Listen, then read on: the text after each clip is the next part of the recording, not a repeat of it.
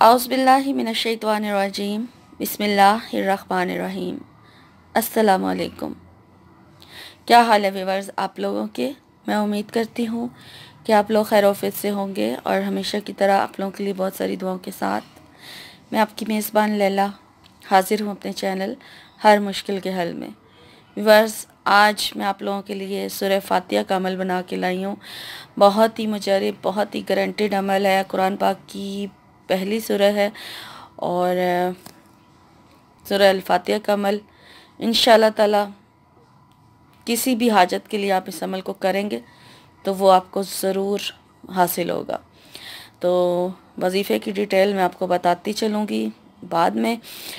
पहले मैं आपसे रिक्वेस्ट करती चलूँ कि जो लोग फ़र्स्ट टाइम मेरे चैनल पर आए हैं उनको वेलकम, और उनसे रिक्वेस्ट है कि मेरे चैनल को सब्सक्राइब कर लें और वीडियो का नोटिफिकेशन ज़रूर ऑन कर लें। जो बेल का निशान है सब्सक्राइब करने के बाद ज़ाहिर होगा उसे ज़रूर प्रेस कर लें ताकि जैसे ही वीडियो अपलोड हो उसका नोटिफिकेशन आप तक पहुंच जाए और आप मेरी कोई भी वीडियो जो है मिस ना कर सकें, क्योंकि वीडियोस जो हैं वो आप लोगों की डिमांड्स पर बनाई जाती हैं और अगर आप लोग ही मिस कर देंगे तो फिर आप कुछ अरसे बाद फिर मुझसे पूछेंगे आपने हमारी डिमांड तो पूरी नहीं की है।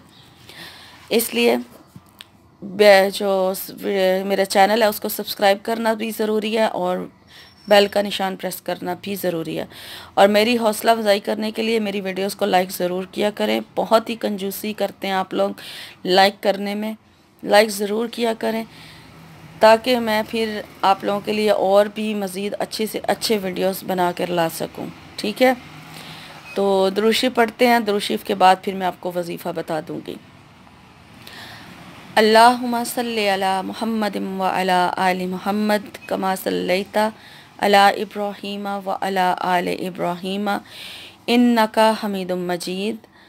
अल्लाहुम्मा बारिक अला मुहम्मदिन व अला आलि मुहम्मद कमा बारकता अला इब्राहीम व अला आलि इब्राहीम इन्नका हमीदुम मजीद। मैंने दुरूद शरीफ पढ़ लिया है, आप भी उम्मीद करती हूँ आप लोगों ने भी पढ़ लिया होगा और अपने अपने मकसद के लिए दुआ कर लीजिए। जो जो आप लोगों की दुआएं हैं दुरूद शरीफ पढ़ के दुआ किया करें, इंशाअल्लाह ताला ज़रूर कबूल होगी। वज़ू में रहा करें, हर वक्त वज़ू में रहा करें। मेरी तो यही कोशिश होती है कि मैं आप लोगों को ज़्यादा से ज़्यादा यानी कि देखूं कि मैं आप लोगों को कहती हूँ आप लोग मेरी कितनी बात मानते हैं। मेरी यही कोशिश होती है कि आप लोग ज़्यादा से ज़्यादा वज़ू में रहा करें, तौबा इस्तग़फ़ार की कसरत करते रहा करें ताकि आप लोग परेशानियों से, आजमाइशों से बाहर निकल आएँ।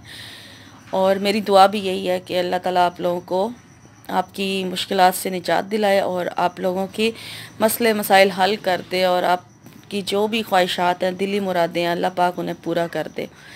मैं आप लोगों के सामने भी दुआ मांग रही हूँ और मैं वैसे भी नमाज़ पढ़ने के बाद भी अपने तमाम सब्सक्राइबर्स और व्यूवर्स के लिए ख़ुसूसी दुआ करती हूँ कि अल्लाह पाक आपकी परेशानियाँ दूर फरमाए, आमीन। तो व्यूवर्स, आप लोग भी मुझे ज़रूर अपनी दुआ में याद रखा करें। तो आज का जो वजीफ़ा है उसको मैं अब आपको बता देती हूँ। अपने कोई भी अपनी एक हाजत ले लें, आपका जो भी मकसद है, जिस मकसद के लिए भी आप ये अमल करना चाहते हैं आप इस अमल को करें। ठीक है, और बहुत ही आसान अमल है। सूरह फातिहा तो हर एक को ज़ुबानी याद होती है क्योंकि नमाज में पढ़ी जाती है तो सबको ही आती है। ठीक है, आपने इस अमल को इशा की नमाज के बाद करना है।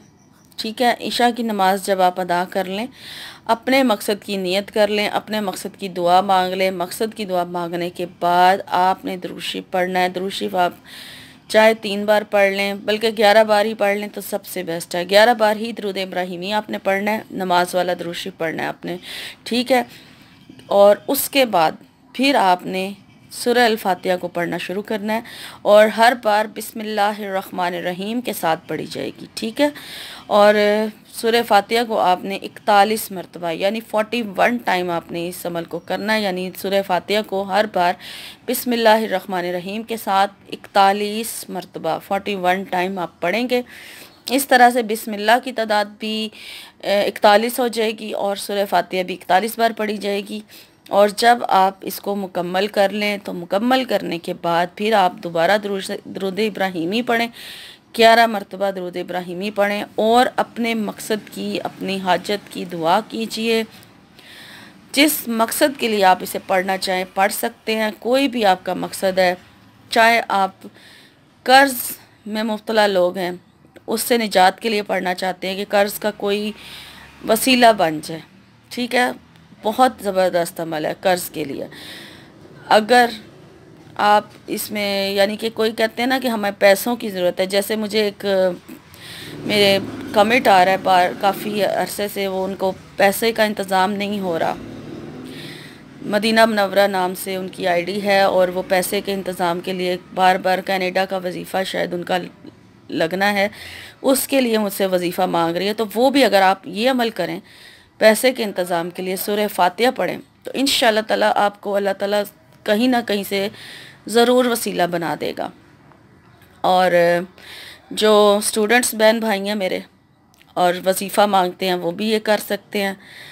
और कोई वीज़े के लिए, नौकरी के लिए, जॉब के यानी के हवाले से, शादी के हवाले से, पसंद की शादी के लिए, जिस मकसद के लिए भी आप इस अमल को करना चाहें आप इसे करें। और अगर कोई बीमार है और बीमारी से शिफा के लिए करना चाहता है तो भी ये अमल किया जा सकता है, क्योंकि सूरह फातिहा हर दर्द की दवा है और शिफा है, ठीक है। इसे हम हर मकसद के लिए पढ़ सकते हैं, हर मकसद में कामयाबी के लिए पढ़ सकते हैं। तो इस अमल को आपने कम से कम 11 दिन तक, 21 दिन तक जारी रखना है, ठीक है।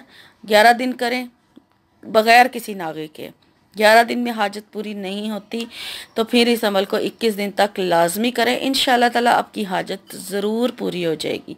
आसान अमल है, मुश्किल नहीं है, और बहुत सवाब अपनी जगह, सूरह फातिहा पढ़ने का बहुत ही सवाब है, ठीक है।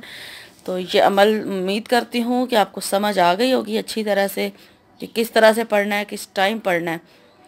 फिर आप लोग मुझसे पूछते हैं कि हम इसे फ़लाँ टाइम पे पढ़ लें, हम इसे उस नमाज के साथ पढ़ लें। मैंने आपको बता दिया, ईशा के बाद ही अमल करना है आपने, ठीक है।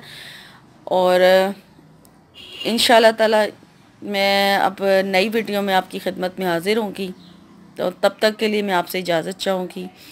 आप अपना और अपनों का बहुत सारा ख्याल रखिएगा और मुझे दुआ में याद रखिएगा। फ़ी अमानिल्लाह।